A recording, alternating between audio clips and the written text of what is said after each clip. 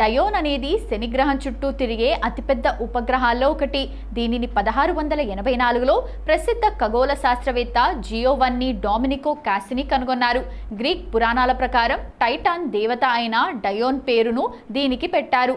మంచు మరియు రాయి. డయోన్ పరిమాణంలో చిన్నదైనప్పటికీ దాని సాంద్రత చాలా ఎక్కువ. దీని లోపలి భాగంలో ఎక్కువ భాగం సిలికేట్ రాయి మరియు వెలుపలి భాగం పూర్తిగా నీటి మంచుతో కప్పబడి ఉంటుంది. ఇది శని గ్రహం యొక్క ఉపగ్రహాలన్నిటిలో 4వ అతిపెద్దది. దీని వ్యాసం సుమారు 1122 కిలోమీటర్లు. డయోన్ గ్రహం శని వైపు తిరిగే క్రమంలో దానికి 2 వేర్వేరు ముఖాలు ఏర్పడ్డాయి. ఇది ప్రయాణించే దిశలో ముందు ఉండే భాగం. దీనిపై భారీగా ఉల్కలు పడ్డం వల్ల ఇది పూర్తిగా క్రేటర్లు, మైదానాలతో నిండి ఉంటుంది. ఈ భాగంపై 100 కిలోమీటర్ల పొడవైన తెల్లని ప్రకాశవంతమైన గీతలు ఉంటాయి. నాసా కాసిని వ్యోమనౌక పరిశోధనల ద్వారా ఇవి మంచుతో కూడిన భారీ పగుళ్ళు మరియు గల్లీలు అని తేలింది. 2010లో శాస్త్రవేత్తలు డయోన్ చుట్టూ చాలా పల్చని వాతావరణ పొర ఉన్నట్లు కనుగొన్నారు. ఇందులో ఆక్సిజన్ అయాన్లు ఉన్నాయి. అయితే ఇది మనుషుల శ్వాస పీల్చుకోవడానికి ఏమాత్రం సరిపోదు. భూమి వాతావరణం కంటే ఇది కోట్ల రెట్లు పల్చనిది. నాసా డేటా ప్రకారం డయోన్ ఉపరితలం కింద ఒక ద్రవరూప సముద్రం ఉండే అవకాశం ఉందని శాస్త్రవేత్తలు భావిస్తున్నారు. పక్కనే ఉన్న ఎన్సెలాడస్ ఉపగ్రహంలాగే దీనిపై కూడా అంతర్గత వేడి వల్ల మంచు కరిగి నీరుగా మారి ఉండవచ్చని అంచనా. డయోన్ శని గ్రహానికి టైడల్లీ లాక్ అయి ఉంటుంది. అంటే మన చంద్రుడు భూమికి ఎలాగైతే ఎప్పుడు ఒకే వైపు చూపిస్తాడో డయోన్ కూడా శని గ్రహానికి ఎప్పుడు ఒకే వైపు ముఖం పెట్టి తిరుగుతుంది. దీనికి హెలెన్, పాలిడ్యూసెస్ అనే 2 చిన్న తోడు ఉపగ్రహాలు ఉన్నాయి.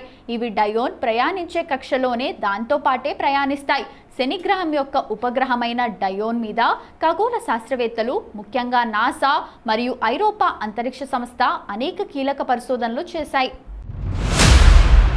1980లో వోయేజర్ 1, 2 వ్యోమనౌకలు దీనిని మొదటిసారి దగ్గరగా ఫోటోలు తీసినప్పటికీ 2004 నుండి 2017 వరకు శని గ్రహం చుట్టూ తిరిగిన కాసిని వ్యోమనౌక డయోన్ గురించి అత్యంత విప్లవాత్మకమైన విషయాలను ప్రపంచానికి తెలియజేసింది.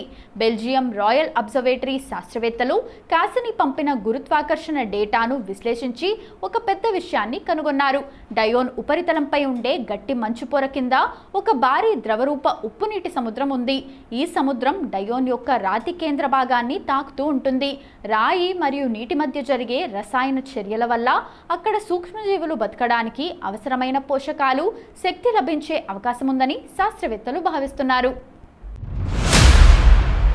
2010లో కాసిని వ్యోమనౌక డయోన్ మీదుగా ప్రయాణించినప్పుడు దాని చుట్టూ చాలా పలుచని వాతావరణ పొర ఉన్నట్లు గుర్తించింది. ఇందులో ఆక్సిజన్ అయాన్లు ఉన్నాయి. శని గ్రహం నుండి వచ్చే అత్యంత వేగవంతమైన రేడియేషన్ కణాలు డయోన్ ఉపరితలంపై ఉన్న మంచును ఢీకొట్టినప్పుడు ఆ నీటి అణువులు విడిపోయి ఈ ఆక్సిజన్ ఏర్పడుతుందని శాస్త్రవేత్తలు నిర్ధారించారు. వోయేజర్ వ్యోమనౌకలు డయోన్ వెనుక భాగంలో తెల్లని గీతలను చూసి అవి మంచు అగ్నిపర్వతాల వల్ల ఏర్పడిన మంచు కావచ్చునని మొదట అనుకున్నారు. కానీ కాసిని అత్యంత స్పష్టమైన చిత్రాలను తీసి అవి అగ్నిపర్వతాలు కావని, గ్రహాంతర అలజడుల వల్ల భూమి పగిలినట్లు ఏర్పడిన 100 మీటర్ల ఎత్తున్న మంచు గోడలు, పగుళ్ళు అని నిరూపించింది. వీటిలో పాలటైన్ చాస్మాటా అనే పగులు దాదాపు 1100 కిలోమీటర్ల పొడవు ఉంటుంది. డయోన్పై శాస్త్రవేత్తలు సుమారు 800 కిలోమీటర్ల పొడవు, 1 నుండి 2 కిలోమీటర్ల ఎత్తు ఉన్న ఒక భారీ పర్వత శ్రేణిని కనుగొన్నారు. ఈ పర్వతం బరువుకు దాని కింద ఉన్న మంచు పొర వంగి ఉండటాన్ని గమనించారు. ఆ మంచు పొర అలా వంగి ఉండాలంటే దాని కింద వేడి వాతావరణం లేదా ద్రవరూప సముద్రం ఉండి తీరాలని శాస్త్రవేత్తలు లెక్కగట్టారు. డయోన్పై ఉన్న ఉల్కపాత గుర్తులను పరిశోధించిన శాస్త్రవేత్తలు ఒక వింత విషయాన్ని కనుగొన్నారు. సాధారణంగా డయోన్ ప్రయాణించే దిశలో ముందుండే భాగంపై ఎక్కువ ఉల్కలు పడాలి. కానీ డయోన్ వెనుక భాగంలో కూడా భారీ గొయ్యిలు ఉన్నాయి.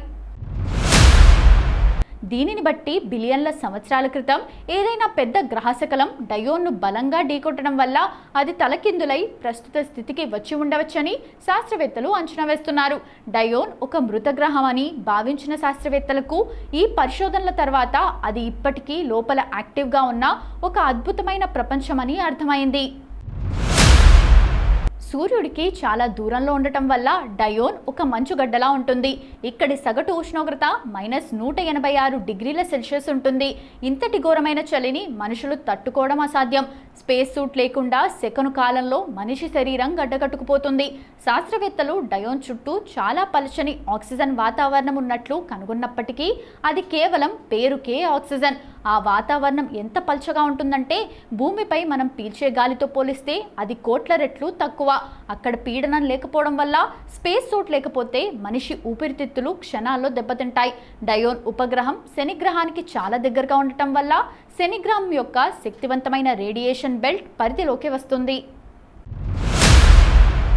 ఈ రేడియేషన్ ఎంత ప్రమాదకరం అంటే రక్షణ కవచాలు లేకుండా అక్కడ అడుగు పెడితే మనుషులు రేడియేషన్ వ్యాధికి గురై కొద్దిసేపట్లోనే చనిపోతారు.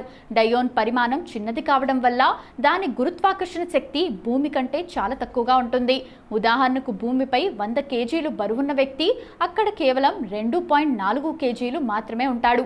ఇంత తక్కువ గురుత్వాకర్షణ ఉన్న చోట మనుషులు నడవడం కష్టం. అంతేకాదు ఎక్కువ రోజులు అక్కడ ఉంటే మనుషుల ఎముకలు కండరాలు పూర్తిగా బలహీనపడిపోతాయి. డయోన్ ఉపరితలం అంతా గడ్డకట్టిన గట్టి నీటి మంచు మాత్రమే.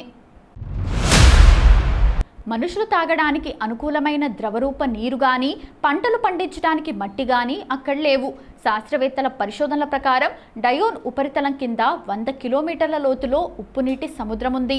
భవిష్యత్తులో మనుషులు అంతరిక్ష సాంకేతికతతో డయోన్ ఉపరితలంపై ప్రత్యేకమైన కృత్రిమ గుమ్మటాలు నిర్మించుకొని లోపల ఉన్న నీటిని శుద్ధి చేసుకొని వాడుకుంటూ కేవలం పరిశోధనల కోసం సైన్స్ స్టేషన్లు ఏర్పాటు చేసుకునే అవకాశం ఉంది. కానీ సాధారణంగా ఇల్లు కట్టుకొని జీవించడం మాత్రం సాధ్యం కాదు.